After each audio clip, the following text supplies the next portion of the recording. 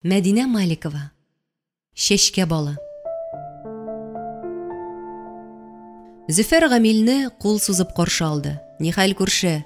Малайларга бай син, Берәрсен минем кызга алыштырыйк мәллә? Мин дә шушындый атка атландырып йөртер идем. Хәлләр хәер, диде Гамил шаяруны кабул итмичә. Ниләр майтарып йөрү? Әтиләрнең хәлен белергә кайттым менә. Изге эш, диде Гамил, юлын дәвам итте. Аның бу кешегә башка әйтер сүзе юк иде. Бүтән бернинди очракта да Гамил Зөфәргә бармас иде. Ләкин соңгы көннәрдә кичергәннәре аның үзәген шактый какшатты шул. Ахыр чиктә араларны бозарга ни сәбәп барсын әле дип уйлады ул. Яшьлектә кызлар өчен бергәләшеп алу егет җилән арасында була торган хәл.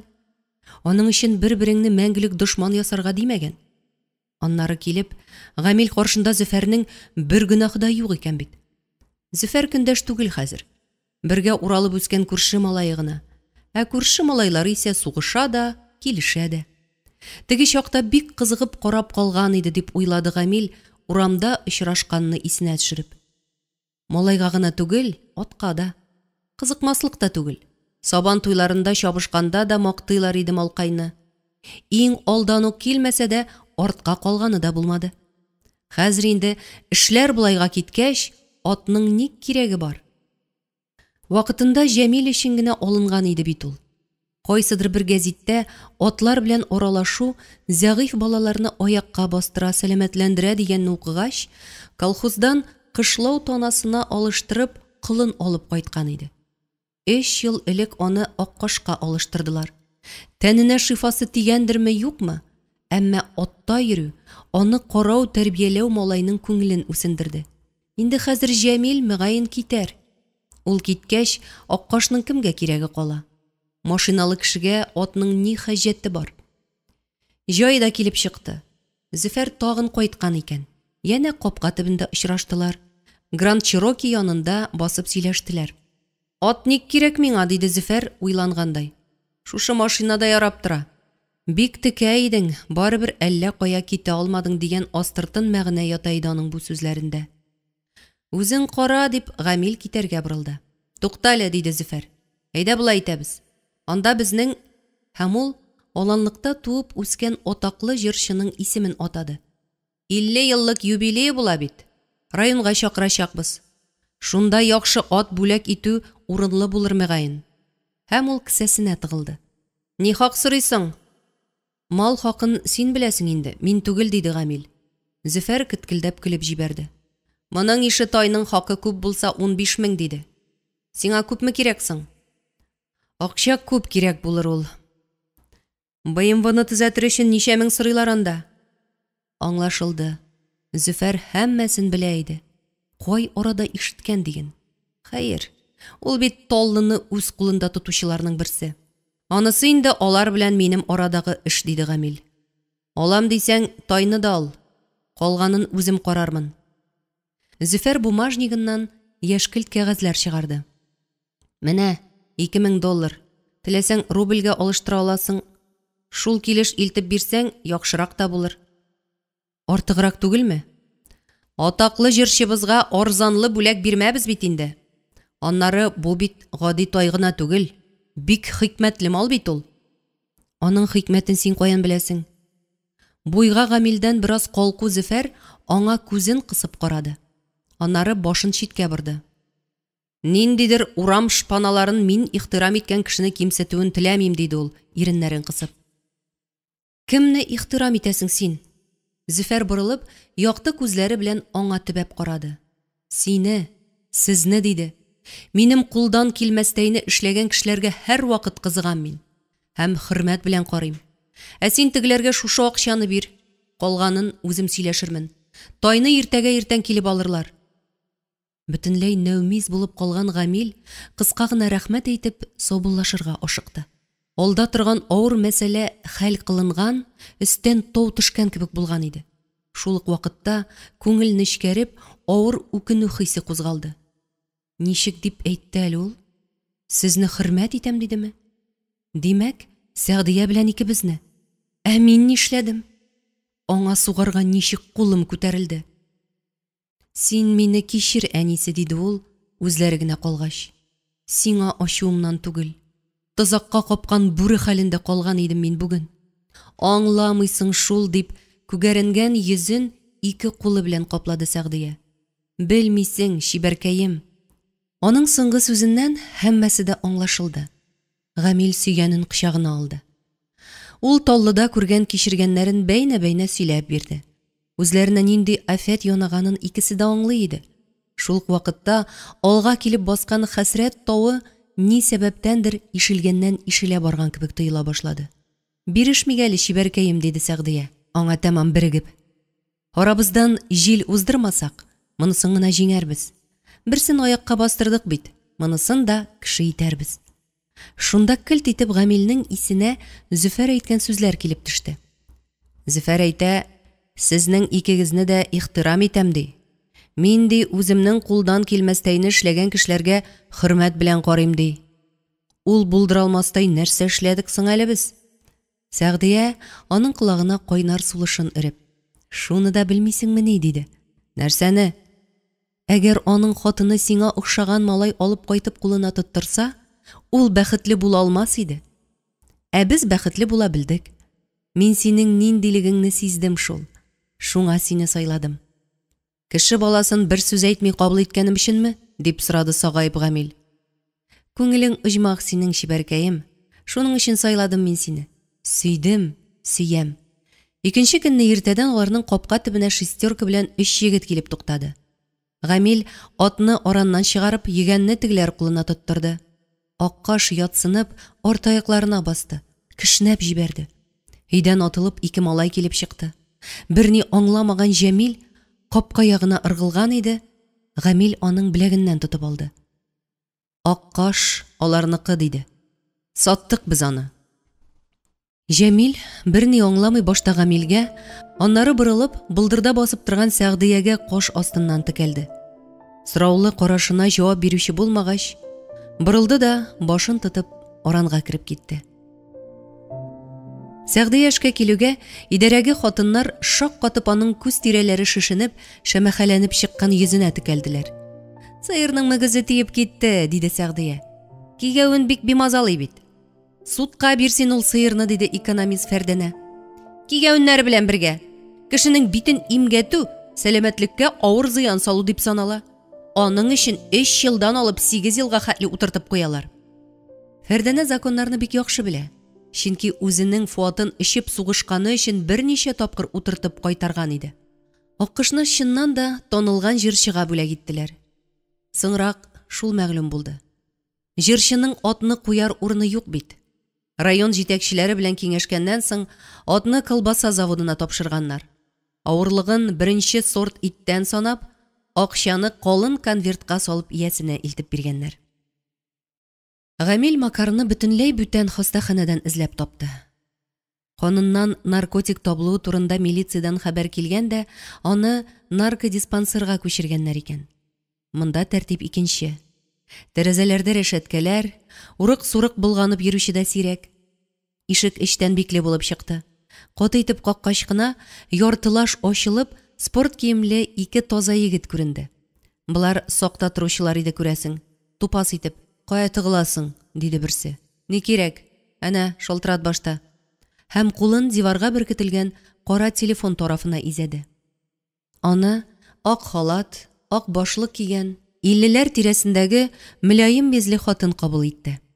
Өстәле артыннан калкына төшеп, каршындагы урындыкка ишарә ясады.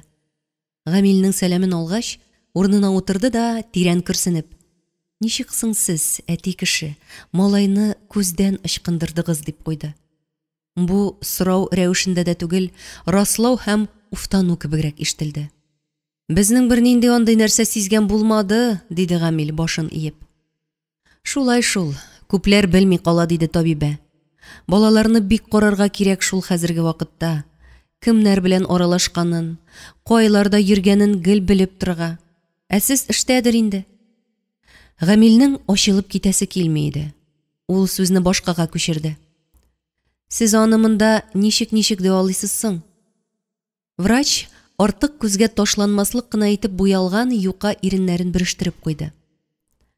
Безгә кичә генә керде бит әле ул. Дәвалау курсын башлаганчы тикшерергә кирәк, анализлар алырга, берничә көн күзәтергә.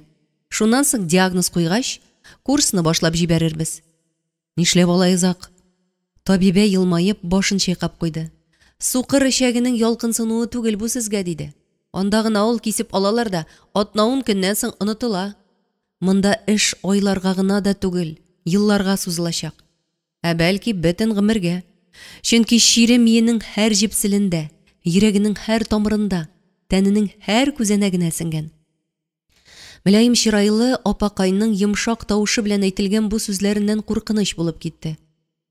Шуңа күрә барча ата-аналарга туктаусыз тукып торабыз бит инде. Саклагыз балаларыгызны, саклагыз. Монда шундыйлар килеп керә. Алла сакласын. Әнә, бер әни кеше үзенең улын героинга күнектергән. Завод ябылгач, эштән чыгардылар. Җан асрар чарам калмады. Порошок сатып акча табу кәсебенә керешергә туры килде ди. Малае белән бергә сату җиңелрәк булган аңа. Сезнеке кемнән өйрәнде икән белмисезме?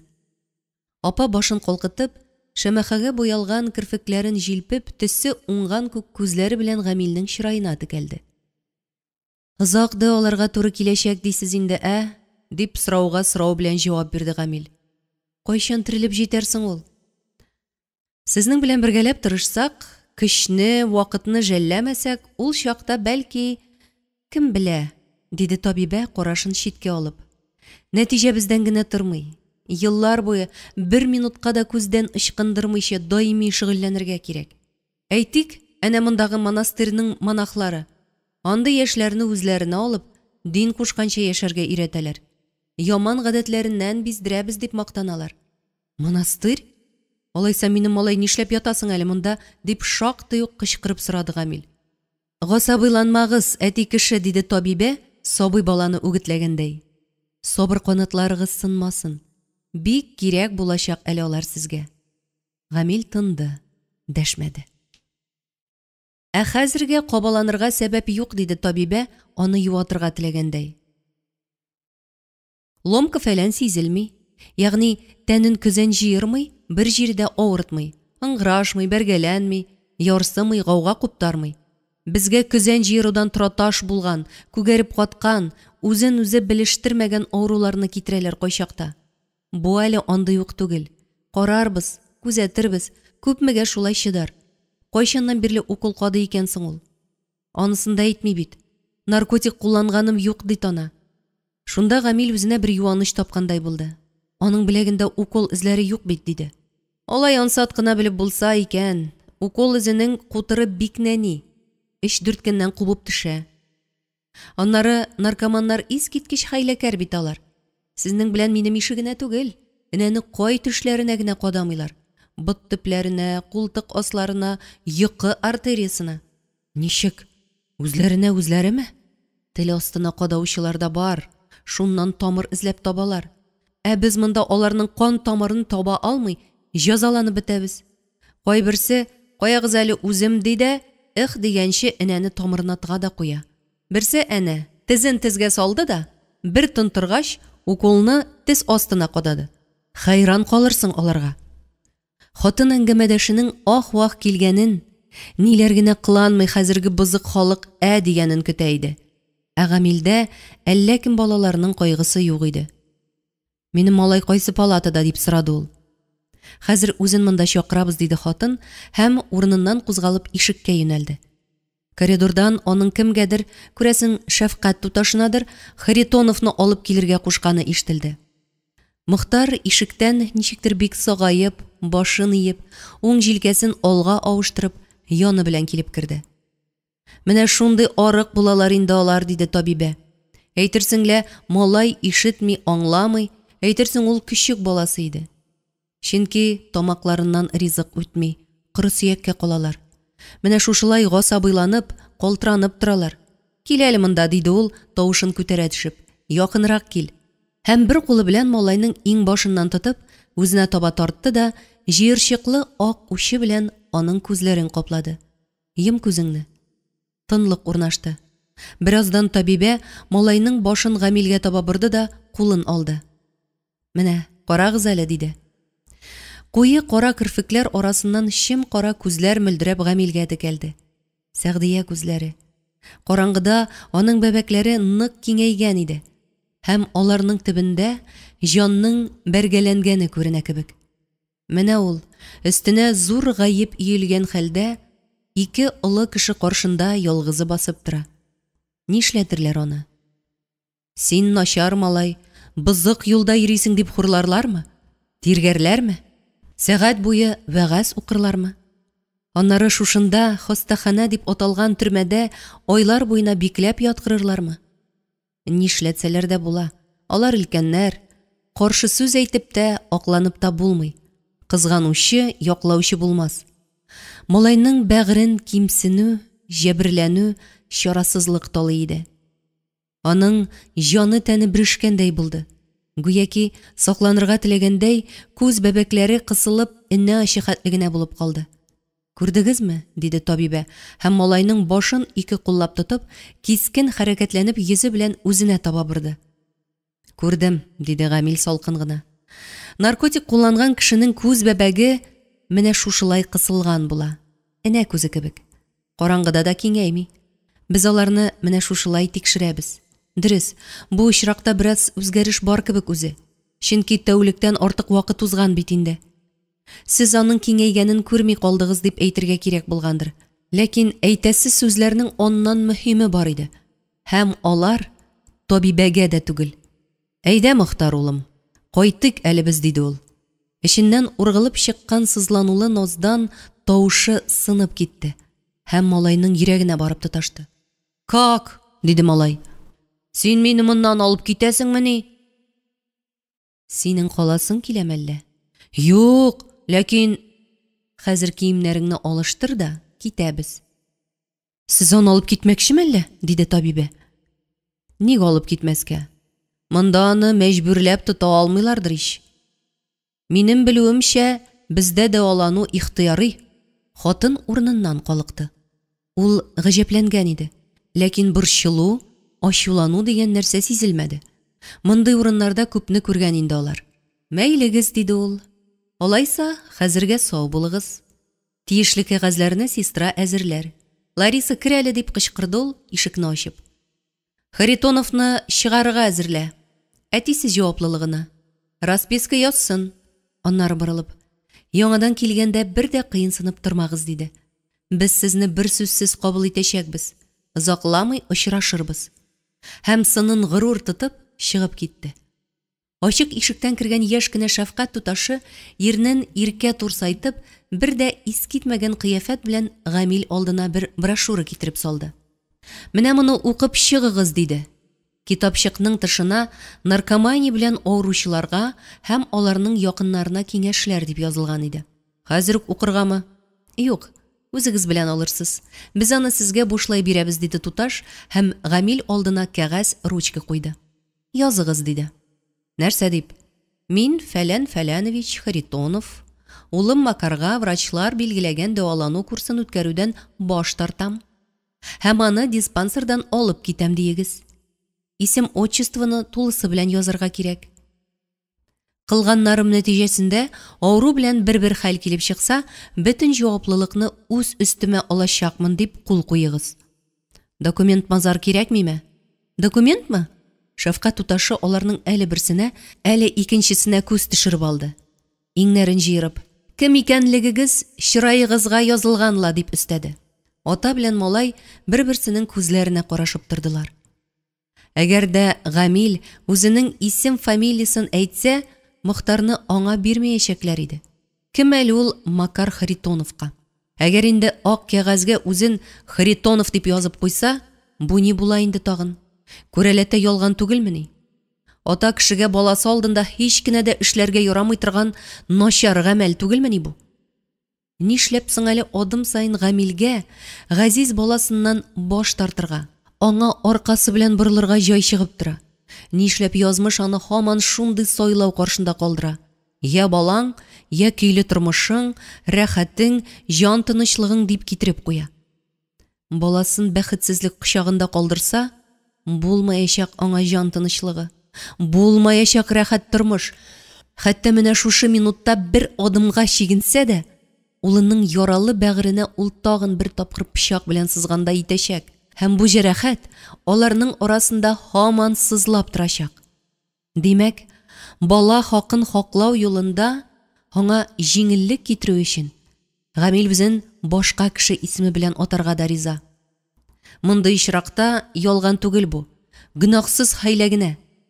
Гаризаны малайның документларында теркәлгән атасы исеменнән язарга кирәк. Башка чара юк.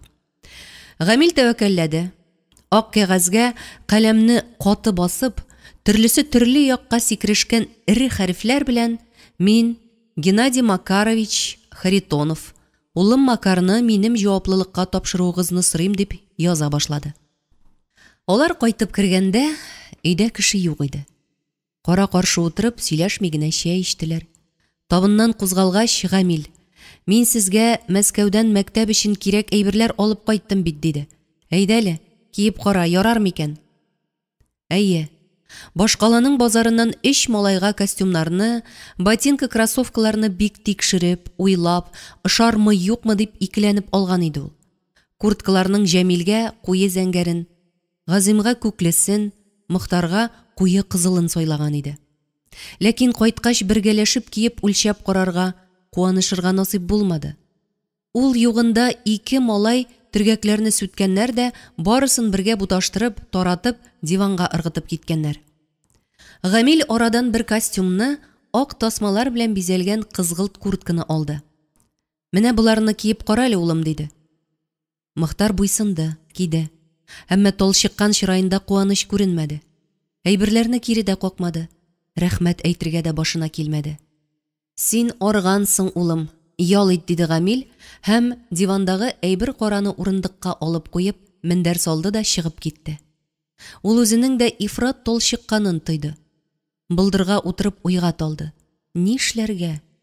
Язмышларның буталышын ничек төзәтергә? Бер шагыйрьнең шул хактагы шигъри искә төште. "Үткәннәрне уйлап, үкенмәгез. Онытылсын кылган ялгышлар. Уфтанулар башны идермәсен. Алда яшәү, алда тормыш бар."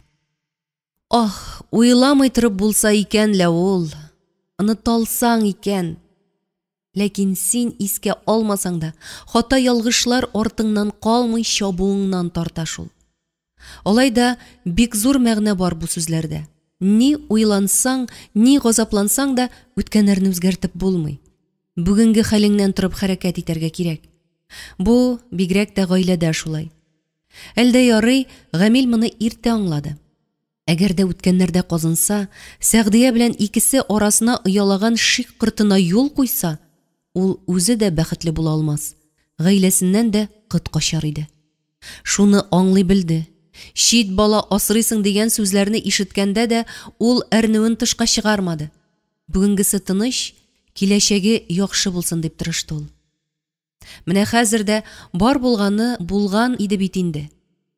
Бала ятлар кулына эләккән, афәткә тарган. Хәзер соң нишләргә? Ул кузгалып, машина ишеген ачты да, турсайган авызлы шәфкать туташы биреп җибәргән китапчыкны алды. Кире былдырга утырып укырга кереште. Китапчык шактый калын, сүзләр күп иде. Юл араларындагы ичке бер мәгънәдән шул аңлашылды. Наркомания авыр чирул. Һәм аңа тарыган кеше ни тырышса да, ничек кенә дәваланса да, барыбер ахыргача бу яман гадәтеннән арына алмый. Чөнки аның рухы кырыша. Ул беркем белән дә санашмый, бер нәрсә белән дә исәпләшми, аңа наркотик кына булсын. Ник бөтен дөньясы чәнчелеп китми шунда? Шул минутта үзе үлеп китсә дә үкенмәячәк. Әнә бит бер наркоман нәрсә ди икән? Гомерем озын булмаячагын сез әйтмәсәгез дә беләм. Нәрсәгә миңа озак яшәргә? Аның урынына мин шушы минутта ләззәт диңгезендә йөзәм. Ә ялган ләззәттә йөзү өчен дозаны торган сайын зуррак итеп, ешрак кадарга кирәк. Ул дозаларны сатып алу өчен торган сайын күбрәк акча кирәк.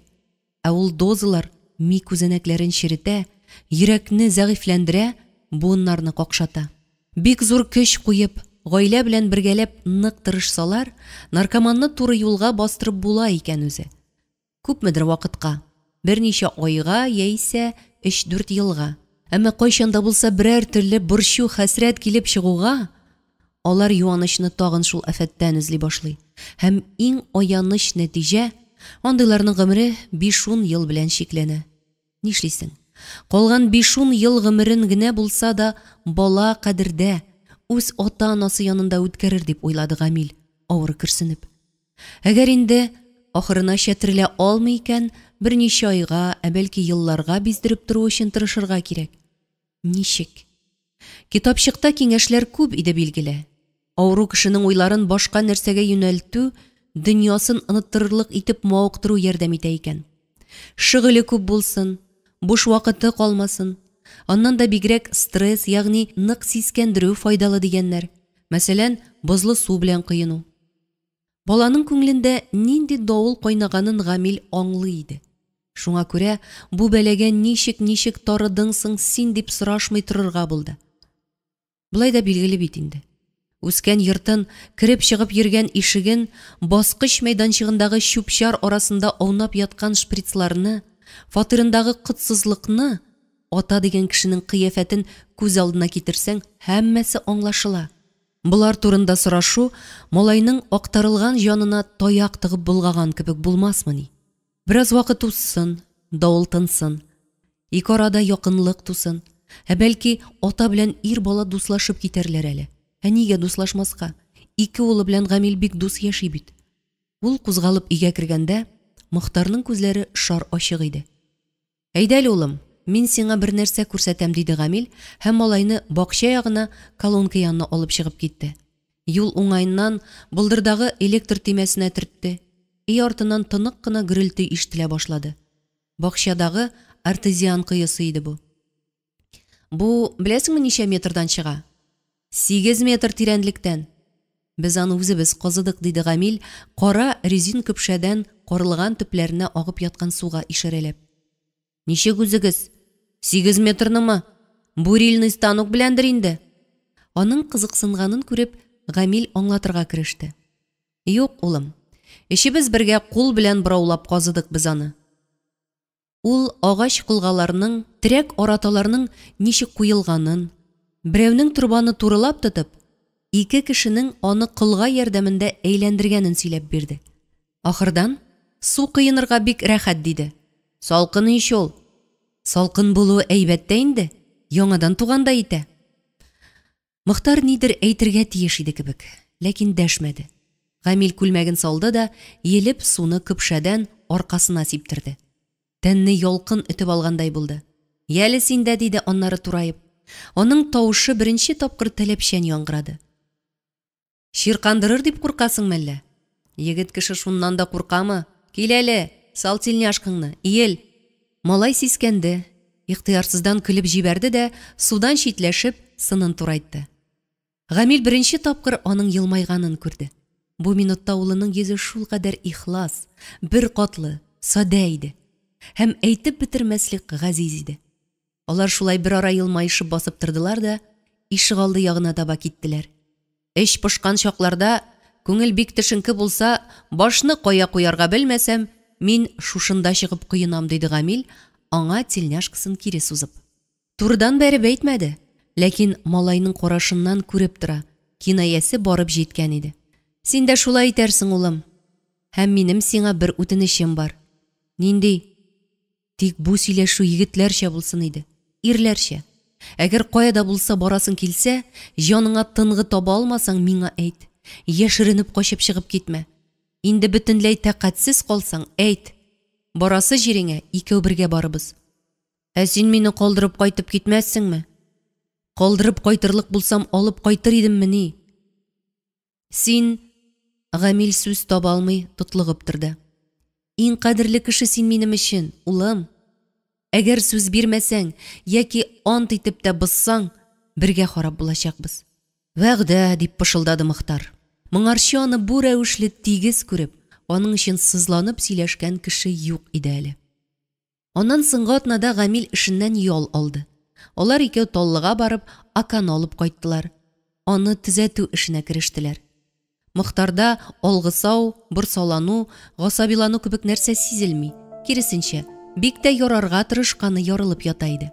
Ә бер көнне, төшкә ашалдыннан, Гамил аның бакча ягында җилкәсенә су куйганын күреп алды. Бер атнадан алдан хәбәр итеп тә тормыйча, Эльза белән Геннадий килеп керделәр. Икесе дә ялт итеп киенгәннәр. Геннадий кырынган, ак чиста күлмәктән, Эльза җирән су чәчен баш түбәсенә күпертеп куйган. Сәгъдия ирен читендәге сул күз төбендәге һаман әле бетеп җитмәгән топларны яшерер өчен аларга ян белән торырга тырышты. Ләкин Эльзаның күзе андыйга ифрат улы. Кычкырып әйтмәсә дә, чырайыннан мыскыллы көлемсерәү чагылып узды. Син дә миннән артык түгел, янәсе. Күренеп тора. Алар икесе дә бик батырайып, катгый сөйләшергә килгәннәр иде. Ике малай гадәттәгечә эштә иде. Гамил Макарга чыгып торырга кушты. Сәгъдия чәй табыны хәстәрләмәкче иде, кунаклар аны туктатты. Башта мәсьәләне хәл итик диделәр. Зал ягында кара-каршы утырыштылар. Уку елы башланыр чак җитә. Малайларны үз урыннарына урнаштырырга вакыт, диде Геннадий. Гамил белән Сәгъдия Макарны үзләренеке итәләр икән. Харитоновларның да баласы үзләре янында булырга тиеш. Каясың әле ул? Комбайнчы ярдәмчесе булып эшли бит ул, диде Гамил. Мастерскойда комбайн ремонтлыйлар. Эшли димәк, диде Геннадий тушын киереп. Кул арасына керә башлаган. Белә иде бит инде Сәгъдия.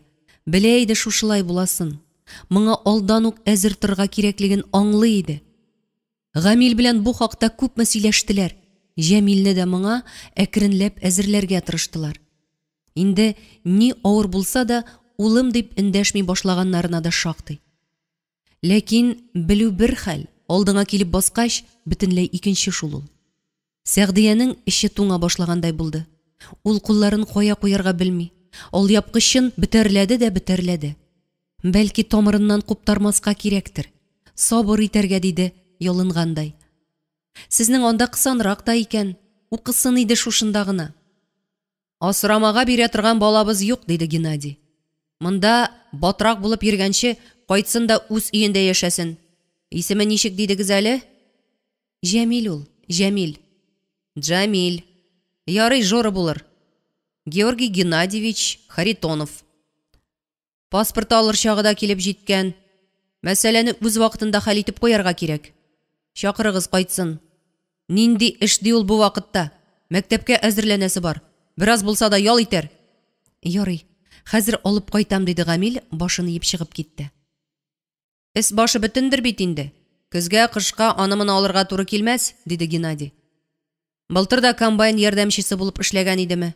Эшләгән акчасына киенгәндер шәт. Бар, эс башы җитү. Хәзер барысын да әзерләрбез. Сәгъдия ашыгып, товар ташый торган аклы зәңгәрле буй-буй зур сумкага Җәмилнең күлмәк чалбарын, курткаларын тутыра башлады. Харитоновлар дүрт күз белән аңа текәлгән иде. Алып кайтты Гамил малайны. Юлга чыгар алдыннан юынса яхшы булыр иде дә. Мунчаны кичкә җылытабыз без гадәттә, диде Сәгъдия. Ванна бар безнең, диде Геннадий эрегенә.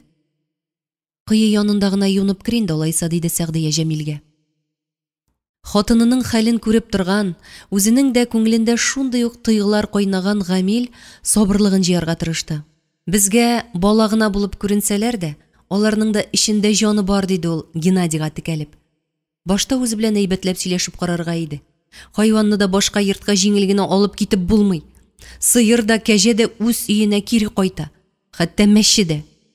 Ә нишләп безнең Макар ни гомердән бирле үз өенә юл тапмадысың әле, диде Геннадий, сары кирфекле зәңгәр күзләрен алартып. Син бит аны тасма телләнеп кунакка гына алып киткән идең түгелме? Нинди конфетлар ашатып алдап тотасыз сез аны үзегездә? Без сезгә малай үстереп бир, ә сез безнекен булай гына үзләштермәкчеме? Гамил ни әйтергә белми, башын түбән ияргә мәҗбүр булды. Алай булмый ул. Без малай үстердек. Бездә малай булырга тиеш, диде, кадак какканда әйтеп Геннадий. Әгәр Жора дигәнен бирмисез икән, Макарны алып китәбез. Закон буенча ул безнеке. Шуннан соңгы һәммәсе төштә күргәндәй генә булды. Җыелышып чәй эчтеләр. Табын янында ниндидер сүзләр сөйләнде. Тик аларның мәгънәсе һәрберсенең күңелендә кайнаган давылда айкалып юкка чыгып торды. Инде юлга кузгалалар дигәндә, Сәгъдия кинәт исенә төшереп: "Гитарың онытылып кала бит", диде. "Каясың әле ул?" "Алмагач төбендә калган иде", диде Җәмил идәннән карашын күтәрмичә генә. "Әйдә карап алыйк әле, әйдә", дип аның кулыннан эләктерде Сәгъдия. Ишек алдына чыгып, икәүдән икәү калгач, малайны кочаклады да: "Артык хафаланма, балам", диде. "Бар, күр, кара, бәлки ошап китәр. Шәһәр җирендә үсү дә, белем алу да җиңелрәк диләр. Ул ягы да бар бит әле. Әгәр инде ошамаса, син егет кеше бит, Касимсотларны җилдерәтеп йөртә торган. Үзеңне җәберләргә ирек бирмәссең. Дөньяда без барын онытма, балам." Алып киттеләр малайны. Гамил белән Сәгъдия капка төбенә басып, алар тыкрыкка борылып күздән югалганчы, Җәмилнең аркасы өстендә чайкалган гитара күмелгәнче карап калдылар. Ишек ачылуга Җәмил артка чайкалып куйды. Фатир эченнән ургылып чыккан сосы, тынчу һава аңа күсәк белән бәргәндә итте. Тәмәке һәм махмыр исе, ашыган, сасыган аш исе, яшәгән урынында җанга урын тапмаган кешеләрнең йортында гына була торган арусызлык исе иде бу. Басу кырларда, умарталыкта татлы һава сулап, тәмле ризык тезелгән табын янында хуш ис иснәп үскән малайның күңеле булгана башлады. "Әйдә, әйдә, кер", дип аның беләгеннән тотып эчкә тартты Геннадий. "Үзең бу синең, олы малай бит син, хуҗа. Әйдә, сынок, әйдә", дип йомшак кына аркасыннан этте Эльза да. "Кыенсынып торма. Элечка, яңа абый алып кайттык без сиңа." "Әйе, бу Жора була инде", диде Геннадий Җәмилгә борылып. Бүгеннән син Георгий Геннадьевич Харитонов бит инде. Звучит, знай наших", диде дә авыр учын малайның иң башына китереп салды. "Чын үзебезнеке. Бу инде сезгә эттән яралган наркоман Макарка түгел." Җәмил әле сыдырылган, уңган абойлы диварларга, әле идәннең кыршылган линолеумына карады. Ул үзен яман төш күргәндәй хис итә иде. Җан тынычлыгын эштән ала торган кеше буларак, ул шул көнне үк үзенә шөгыль тапты. Бер курчакның аягы өзелгән икән, аны рәтләп бирде. Уенчык арбаның тәгәрмәче төшкән, аны төзәтте. Кухнядагы табуретканың аягы какшаган, аны ныгытты. "Минем малай, минеке", дип авыз йырып, тәмәкесен пыш-пыш суырып кинәнде Геннадий. "Безнең нәсел шундый оста куллы. Бугазы гына синекенә ошамаса ярар иде", дип үз алдына сөйләнде савыт саба юып азапланган Эльза. "Нәрсә булган минем бугазга? Бөтенесе нормаль". Геннадий әле күптән генә запойдан чыккан. Дөньяга күзе ачылган, кәефенең шәп чагы, малайның булай яхшы булуыда күңелен хуш иткән иде. Моңарчы ул эчүенә төп сәбәп итеп Эльзаны куя. "Уйнаштан тапкан балаңны минем муенга астың син", дип аңа бәйләнә иде. Хәзер менә бу сылтау юкка чыкты. Яңа малай һәр яктан атасына охшаган. Җирән чәче дә, чибәрлеге дә, уңганлыгы да, хәтта әнә гитара чиртүе дә аңа тартым. Харитоновлар нәселе гомумән җырга, уенга хәвәс. Геннадий үзе дә яшьтән әргән тарта иде. Тик менә эшсез калгач, гармунны сатарга туры килде. Эльзаның да күңеле күтәренке иде. Булай булгач, әти кеше эчүен киметер бәлки. Гаиләнең тормышы рәтләнеп киткән кебек иде. Һәммәсен бер кечкенә генә нәрсә кинәт бозып ташлады. Ул да булса, ванна ишегенең келәсе. Җәмилнең үскән йортыннан алып килгән гадәтләреннән берсе эчке бер чисталык иде. Юынмыйча йоклый алмый ул. Һич югы мунчага кирип, кымганнан су агызып билдән түбән генә булса да кыйнап чыга. Шулай итсә генә йокысы тәмле татлы була. Шәһәргә килгәч тә, биредәге тәртипләрнең башкачарак икәнен чамалап, чыдарга тырышкан иде. Ләкин җәйлмәле кәнәфигә яткач, күзенә йокы кермәүдән җафаланды. Ят мөхит, кирле урын җир. Шәһәрнең иң аулак урамнарга да барып ирешә торган тынык гөрелтесе. Аның өстенә, ятар алдыннан юынмаганга күрә, үз тәненең арусызлыгын сизү. Ахырда ул түзмәде. Бер кичне башкалар телевизордан аншлаг дигән көлке тапшыруны карап утырганда, шым гына ваннага кирип китте дә, шишенеп, душ астына басты. Һәм кинәнеп, йөзен җылы су тамчыларына каршы куйды. Кинәт бу нәрсә дип яман кычкырган тавышка сискәнеп китте. Ванна бүлмәсенең шар ачык ишегендә майка гына кигән Геннадий басып тора. Аның кырылмаган чырае, ачу, нәфрәт хисләреннән чалшаеп, кызарып чыккан иде. Җәмил шаккатып аңа текәлде. Ваннага рөхсәтсез керергә ярамады микәнни? Бер мәлдән соң гына Геннадийның кара тырнаклы бармагы аның бот арасына төбәлгәнен чамалап алды һәм яны белән борылып, касыгын учлары белән каплады. Ләкин Геннадий аның кулларын ике якка каерды. «Что это? Я тебя спрашиваю, ни бу?» Гап-гади сүзләр. Җәмил аны аңларлык кына урысча белә. Әмма Геннадийны аңлаудан тәмам гаҗиз иде. Ни сорыйсың ул? Нинди җавап ишетергә тели? Ник кан баскан аның төсен җуйган күзләрен? «Ты обрезанный?» Абзаңның өнен алган нәрсә малайның сөннәте иде. «Минем малайны, Харитоновны сөннәткә утыртканнар!» Җәмил шыбырдап аккан су белән бергә турба тишегенә кереп китәрдәй булган иде. Ванна эчендә шәрәтән килеш тотып тукмый башласалар ни эшләрсең? Әлдә ярый, хуҗаның аяк чагы иде. Ул сулышына буылып, бераз басып торды. Борылып ишекне болгап берде. Борыс кырыйларыннан шыбырдап штукатурка кыйылды. Күргән иде бит Җәмил ишекнең эчке биге сынганын, тик куярга яңасын тапмаган иде. Ул ашыгып, кыска күк чалбарын һәм зәңгәрсу футболкасын киеп чыкканда, хуҗа өйдә юк иде инде. «Улым» дип якын итеп саф татарча дәште аңа Эльза. «Отаңның кызып китә торган гадәте бар шул инде.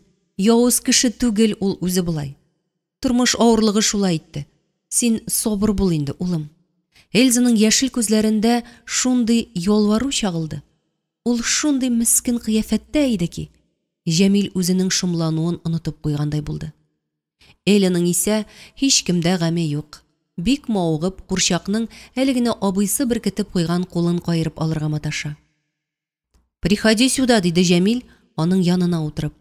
Шундук үзенең бу сүздә ниндидер хата җибәргәнен дә аңлап алды. Монда кил дигән шулай була бугай бит инде.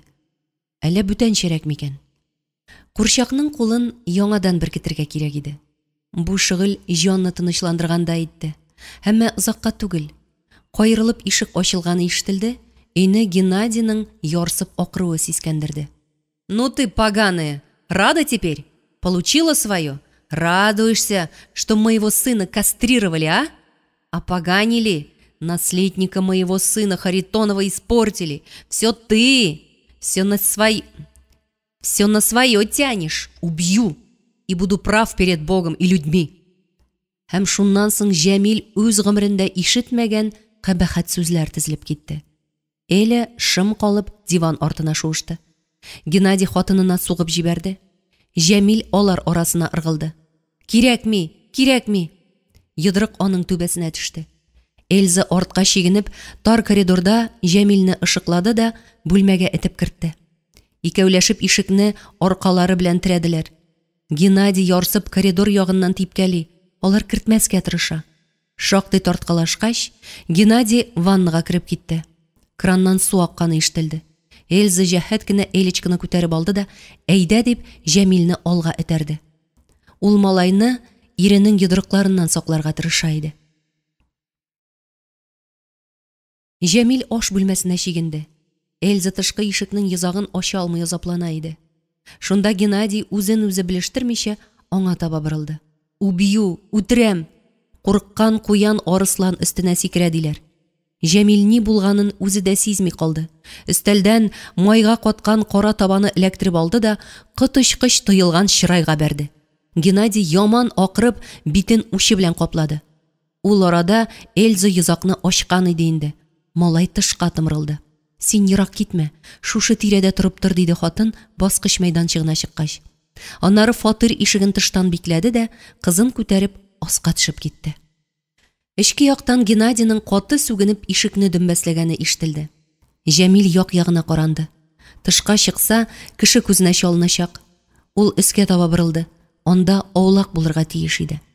Ләкин ялгышкан икән. Баскыч култыксасының ахыргы очыннан башларын сузып 2-3 малай күзәтеп тора иде. «Эй ты, под сюда!» диде берсе. «Нәрсә терәлеп каттың?» Җәмилнең башыннан «Кара әле, мин бая Элига приходи сюда дигән идем. Дөрес булмаган икән. Под сюда дияргә кирәк икән» дигән уй чагылып узды. Ят малайлар янына менәсе килми иде. Ни турында ничек сөйләшмәк кирәк алар белән? Ул куркынып аска таба чигенә башлады. Тегеләр дә кузгалды. «Син, рыжий, Макарканы сиңа алыштырдылармы ни? Безнең кореш бит ул, син шуны беләсеңме?» диде алдагы түгәрәк кара чырайлы кечкенә буйлысы. «Дөрес, Илсур. Мәгәриш тиеш аннан безгә. Эй, рыжий, мәгәриш давай. На дозу, каждому». Малайлар ыржаеп, шаркылдап көлә-көлә өскә киләләр. Җәмил исә җавап бирә алмый, аларны җиңә алмасын белә. Арканы аркага терәп басарга газим юк шул монда. Бу баскычта ул үзен карчыгалар арасына килеп кергән тургай итеп тоя иде. «Качма диләр сиңа, кабель рыжий, стой!» Әнчек Илсур аңа таба сикерде. Җәмил аны аска болгап атты. Шул мизгелдә маңгаена китереп бәрделәр. Ул башы белән таш баскычка барып төште. Аны типкәләргә керештеләр. Ниһаять, аста ишек ачылган тавышлар ишетелде. Малайлар Җәмилне ташлап, дөбердәп кыелгандай булып юкка чыктылар. Күпме яткандыр ул, аңышмады. Култыксага тотынып, ыңгырашмас өчен тешләрен кысып аягына басты. Юешләнгән иреннәрен ялап алды. Тозлы тәм килә. Ул әкрен генә аска атлады. Кичкә табан көн бозылган, күк йөзен ала-кыла болыт каплаган иде. Кисәк бәргән җил тузанны, вак кәгазьләрне бетереп ала. Үткән-сүткән кешеләр йөгереп уза иде. Җәмилгә игътибар итүче булмады. Шәһәрне начар белгәнгә, олы юлга чыкканчы шактый буталып йөрде ул. Бу сәгатьләрдә үсмерләрнең төркем-төркем булып урамнарга чыкканын, каршыларына очрасаң бәйләнәчәкләрен, читтән икәнлеген сизеп алсалар, тукмап ташлаячакларын ишетеп белә. Чөнки таллы хәлләре тирә-юн авылларга барып ирешеп тора. Ул юлның читеннәнрәк барырга, 3-4 кешенең бергәләп килгәнен күрүгә, куаклар арасына ябрәр почмакка пысарга тырышты. Аланлык борылышына чыгып җиткәч, җиңел сулап куйган иде куюын. Ләкин шоферлар чатта ялгыз басып торган малайны утыртырга бик теләмәделәр. Кинәт бәреп яңгыр ява башлады. Йортта утлар сүнгән, былдыр кыегындагы ак лампа яктысында инҗи бөртекләр булып яңгыр тамчылары биешә. Ул капканы кагарга кыймыйча туктап калды. Хәлбуки бу капка аның өчен какмыйча ачылырга тиеш иде. Һәм шулай булды да. Ишек алдында барый бәргәләнә башлады. Капка такталарын тырный, гүяки киләне күтәрергә маташа. Булдыра алмаганына үзгәләнеп чыный, өрә. Җәмилне сагынган, тизрәк аның кочагына керәсе, аңа сырпаланасы, аның битен ялыйсы килә. Малайның күңеленә мөлдерәмә булып куаныч тулды. Менә бит, барый аны сагынган, ярата, кемнәрдер Җәмилне башкага алыштырды. Ләкин барый һич вакыт алыштырмас. Әнә бит ул ничек изгәләнә, аны ничек кертәсе килеп, капка белән ишек арасында йылый-йылый чабып йөри. Менә өй алды тәрәзәсендә ут кабынды. Былдыр ишеге кайрылып ачылды. Сәгъдия халат төймәләрен каптыра-каптыра ашыгып баскычтан төште. Капка ачылуга Җәмилне кочагына алды. «Кайттыңмы, улым? Кайтырсың дигән идем». Ул калтыранган куллары белән аның юеш чәчен сыйпый. Алар тирәсендә барый сикергәли. «Улым, балакаем, нишләп мондый вакытта йөрисең? Куып чыгардылар мәллә?» «Сагындым, кайтасым килде». «Битеңә ни булды? Кыйнадылар мәллә?» Баскычтан тайып егылдым. Өйдә күңелле гызыгы купты. Җәмилнең чыланган эс башын алыштырырга, ашны кайнарларга, мунчаны карарга, шишенгән битенә быз куярга. Ян кырмадагы киң ятак та, Җәмилнең мендәре юрганы да шул килеш. Ул куышына кайткан җәнлек баласы кебек мендәренә сеңәргә теләгәндәй йомарланып ятты. Менә аның янына Газим кирип стена ягына үрмәләде. «Син бөтенләйгә кайткансыңдыр бит инде», диде ул каты пышылдап. «Белмим шул». «Ничек белмисең? Ә Нурулла буй әйтә, бу очракта үсмер баланың сүзе сүз ди». «Ничек алай?» «Шулай, Мәктәпкә барган идек, Мохтарны яздырырга. Нурулла абый каршысына бастырып, аның үзеннән сорады. Синең ди исем фамилияң ничек? Атаның кем? Ул ни диде соң? Әйтте инде, шушында укыйсым килә диде. Син дә әйт чатнатып, исем фамилияңны, кайда укыйсың килә? Безнең сүзгә берәү дә каршы бара алмый икән. Нурулла абый шулай диде. Малайга ди озакламый 14 яшь тула, ул ни әйтсә шул була. Миңа 14 тулса, шундый итеп әйтер идем. Тегеләр килсә, Җәмилнең Харитоновлар дияргә теле әйләнмәде. Ничек килсәләр, шулай китәрләр. Аларга аракы белән акча гына кирәк. Беләсеңме, акча биреп котылып була бит алардан. Әйдә без була итәбез. Мастерскойда Дамир абый әйтә, ферма сыерларын бәйләп тотарга чылбыр кирәк икән. Акчасын ди шундук бирәләр. Чылбырны ясап китергәч тә. Әйдә без чылбыр ясыйк та, акчасын шул Харитоновларга бирә торган идек. Чылбыр ясау авыр түгел ансы, диде Җәмил. Бәйләнеп йөрмәсеннәр, диде Газим һәм авызын киң ачып иснәде. Алар арканы аркага терәп тынып калдылар. Бераздан Газимнең мыс-мыс сулыш алганы ишетелде. Рәхәтләнеп йокыга талган иде ул. Шулай булмый тагын. Көне буе комбайнда эшләгән, арган, талган, шуның өстенә җаны да тыныч иде. Җәмил исә күзләрен киң ачып, ян кырманың ак челтәрле тәрәзәсе аша саркыган саран яктылыкка карап ятуында булды. Сәгъдия төн уртасында уянып китте. Янында тыныч кына сулап Гамил йоклап ята. Челтәр пәрдә аша җәйге төннең күңелгә моңлы дәрт, ниндидер алгысау сала торган серле яктысы сибелә. Яңгыр туктаган, табигать дымга туенып, бар дөнья тынып калган. Нәкъ шушындый төннәрдә, әрәмәлекләрдә су аналары чәч тарап утыра. Шүрәлеләр урманда кити-кити уйнарга кеше эзләп йөри. Җыр егетләр аларны хәйләләп бармакларын бүрәнә ярыгына кыстырып китә. Бер катлы урман мәхлуклары былтыр кысты дип сыкрана. Төн тынлыгы артында шаярып көлү дә, җиңелчә зар да, үтә торган сагыш һәм нечкә моң да бар. Төннәр һәр нәрсәнең төсен үзгәртә, кыйммәтен авыштыра. Тормышның барча вак төякләрен кыска, җылы, хуш исле төннең җиләс, үтә күренмәле күләгәсе каплап куя да, иң мөһим, иң кирәклеләре калку булып, бөтен зурлыгы белән каршыга килеп баса. Ул шактый вакыт шушы караңгылык аша саркыган моң сыкрануларны тыңлап ятты. Аннары ирен борчымас өчен әкрен генә кузгалды да, ишекне сак кына ачып, өй алдына чыкты. Янкырмага керде. Ишек төбендә тукталып, тыңланып торды. Колакларының чыңлавы аша Газимнең тигез сулыш алганы ишетелде. Сәгъдия ялан аякларын такта идәндә тавышсыз шудырып, якын ук килде. Ятак янында тезләнде. Аны югалткан баласын тапкан аналарда гына була торган куаныч биләп алды. Кем әйтә аңа, бу малай шиткан, синеке түгел дип. Сәгъдиянең күкрәк сөте, назлары, борчулары, шатлыклары сеңгән бу нарасы ничек шит булсын ди. Аның сулышының татлы исен, аның йөрәгенең назлы лепелдәвен тоюдан рәхәтрәк тагын ни бар бу дөньяда? Ул, малайны уятудан куркып, өстендәге җәймәсен сыйпап, күз яшьләренә тыгылып пышылдады. Балакаем, бәгыр кисәгем, нишләп булай килеп чыкты соң әле бу? Нишләттеләр анда сине, улым? Ул тагын ниндидер назлы сүзләр, җавап табып булмый торган сөальләр пышылдый. Улыннан бер килгән җылы, назлы дулкыннан тәмам йомшап төшкән. Караучы күрүче булмаганга күрә, тыелырга да теләми йылы иде. Шунда Җәмил аңа таба борылып урыныннан күтәрелде. Әни, диде. Ташлама мине, әни. Читкә җибәрмә мине. Бирмим, бәбекәем. Үземнеке. Шактый вакыттан, малай укырга кергәннән бирле, Сәгъдиянең улын булай изгәләнеп назлаганы, аңа бу кадәр иркә сүзләр сөйләгәне юк иде. Гамил малайларны кырыс тәрбияләү тиеш, әнә немисләр ир балаларының башыннан сыйпарга да кушмыйлар дип, әледән-әле искә төшереп тора. Сәгъдия аның сүзеннән чыкмый торган иде. Соңгы көннәрдәге кичерешләр аның ныклыгын какшатты.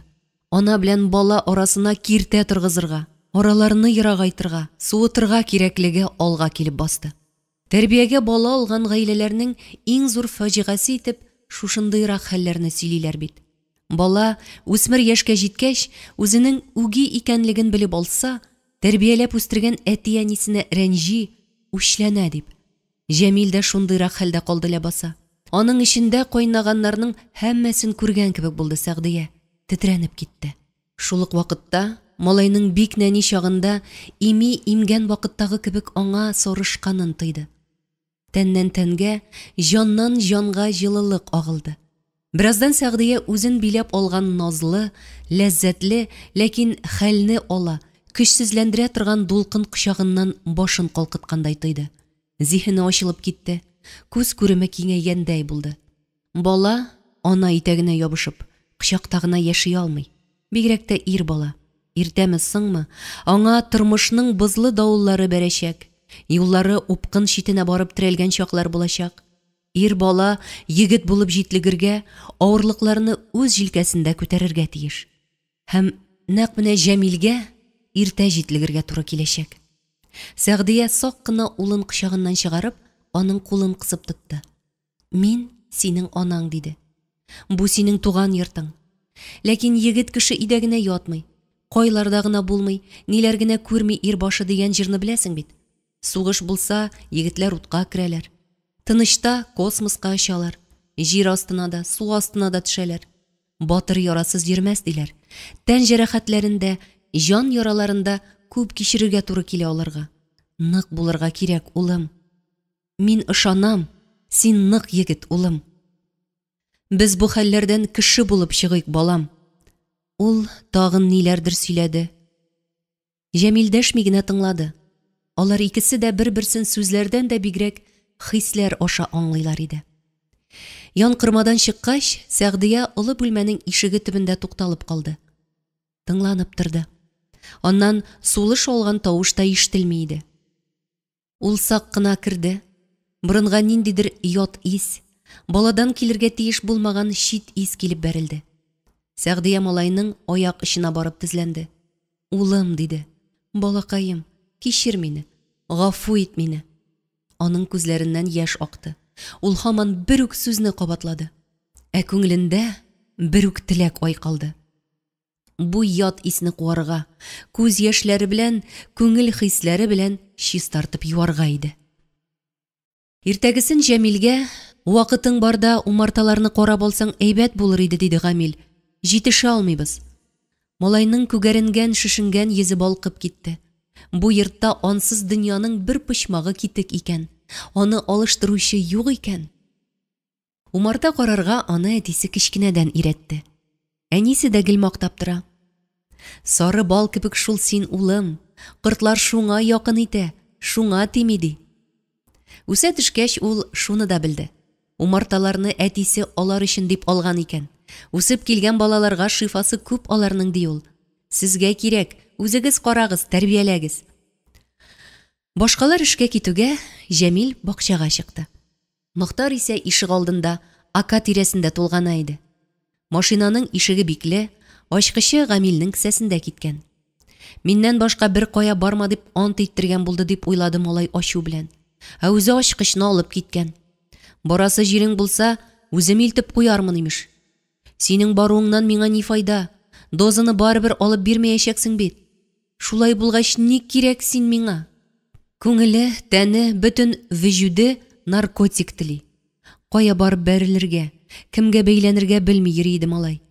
Инде бакчага кирип, башына, иңнәренә салкын су да кыйып карады. Юк, эч пышу берничә мизгелгә генә басылып тора да, тагын бәгыргә ут каба. Шәһәргә барырга кирәк аңа, доза кирәк. Кадалып китсен, дөмексен башкасы. Машинаның ачкычы булмаса тагын. Бәрергә дә ватырга. Ул йодрыгы белән тәрәзәгә бәреп куйды. Тик әллә пыяласы нык иде, әллә көче җитмәде, дыңк иткән тавыш кына ишетелде. Аннары шәһәргә барсаң да, сине анда ак порошокны алюмин кашыкта эретеп көтеп тормыйлар. Акча кирәк. Марктан исә теге калган ничәдер 1000 сумны кайтарып алам димә. Әллә кайчан дозага әверелдереп, кан тамырларына агызып бетергәннәрдер инде. Мондагы шкафка йөзлек төргәкләрен куючы да юк бүтән. Нишләргә? Мохтар сарай артына чыкты да, биек көнбагышлар күләгәсенә басып, кесәсеннән прима пачкасын чыгарды. Ярый әле, Сәгъдия әнисе аңа яшереп кенә унлыклар төрткәли. Тик аның белән генә тәкъкатьсезлекне басып буламысың? Әллә телевизорны алып чыгып шыларгамы? Җирән башлы бу тәти малай умарталар тирәсендә чуалганда, өйдә кеше кара юк чакта.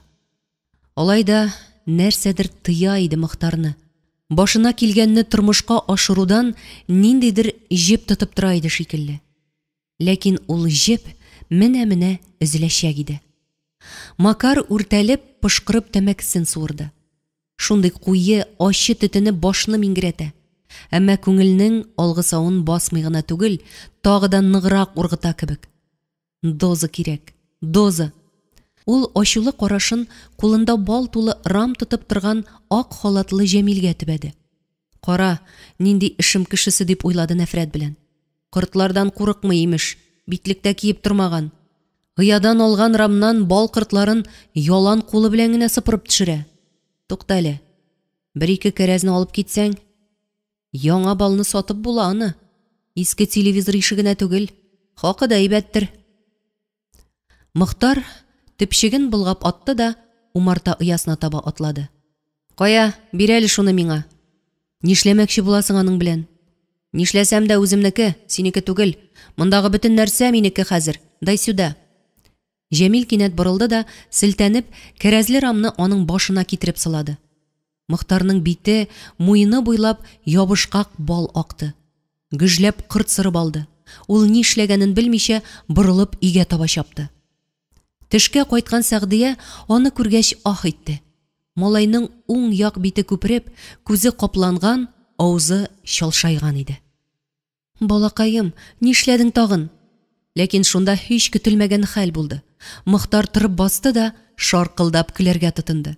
Хорош я, а? Правда ведь хорош, красивый, матур, дип татар сүзен исенә төшерде ул.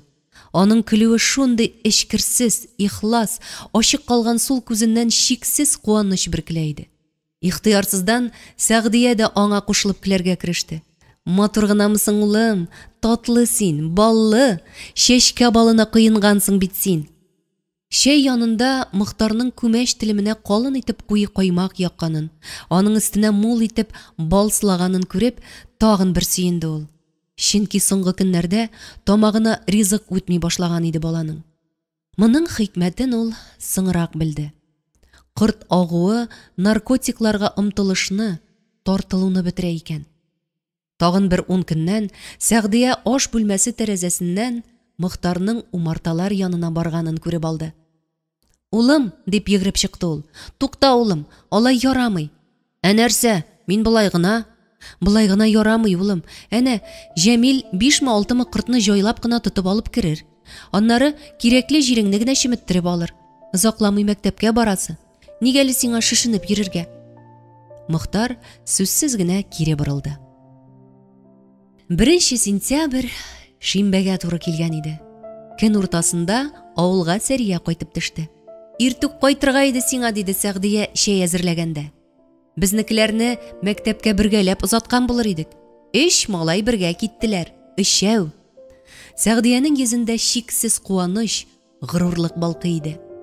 Сәриянең чырайында исә аптырау галәмәтләре чагылды. Макардамы дип сорады ул. Ул да мондамыни? Монда булмый. Кайда булырга тиеш әле безнең Мохтар улыбыз? Син апа юкка сөйнәсең түгел микән? Ул малай белән алдагы көннәрне еларга туры килмәгәе. Миңамы? 4 ягымда гренадердай 4 егет торгандамы? Нинди гренадер булсын ул? Наркоман. Оныт син ул сүзне. Чын егет итәчәк без аны. Менә күрерсең. Ничек итеп? Даруы бар аның бездә. Андый даруны врачлар таба алмаган бит әле. Ә без таптык менә. Үзебез ясыйбыз. Беләсеңме нәрсә ул? Сәрия аптырашта иде. Сәгъдия бераз тынып торды да, үзенең сорауына үзе җавап бирде. Ул дару, бал диде. Чәчкә балы. Укыды Алсу Каюмова.